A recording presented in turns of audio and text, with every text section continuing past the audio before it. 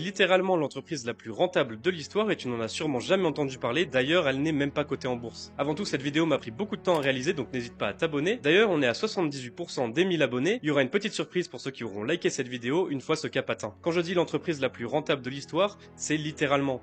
Aujourd'hui on parle de Tether, une entreprise dans la crypto-monnaie, mais pas la crypto-monnaie comme vous l'entendez. Tether, ils émettent des stablecoins, c'est-à-dire des crypto-monnaies qui répliquent le prix du dollar. Cela permet à tous les utilisateurs de crypto-monnaies de pouvoir sortir du marché, de récupérer des dollars sans pour autant passer par leur banque. Et pourquoi je parle d'eux aujourd'hui? Parce que leur principal concurrent, Circle, vient d'être coté en bourse. Et le prix de leur action, il a fait x6 en à peine 15 jours. Alors que Tether, c'est encore plus gros. En chiffres, Tether, c'est 13 milliards de bénéfices nets sur l'année 2024.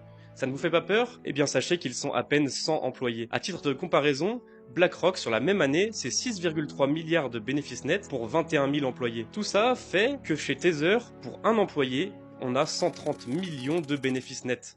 À titre de comparaison, des géants comme Facebook ou Google, ils plafonnent à 440 000 dollars de bénéfices nets par employé par an. Des géants comme Apple, c'est 550 000.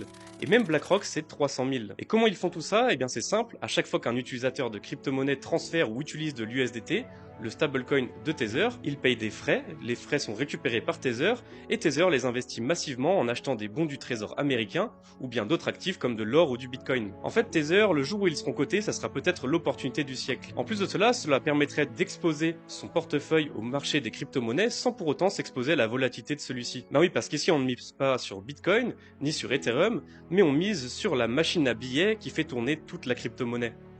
Et oui, Tether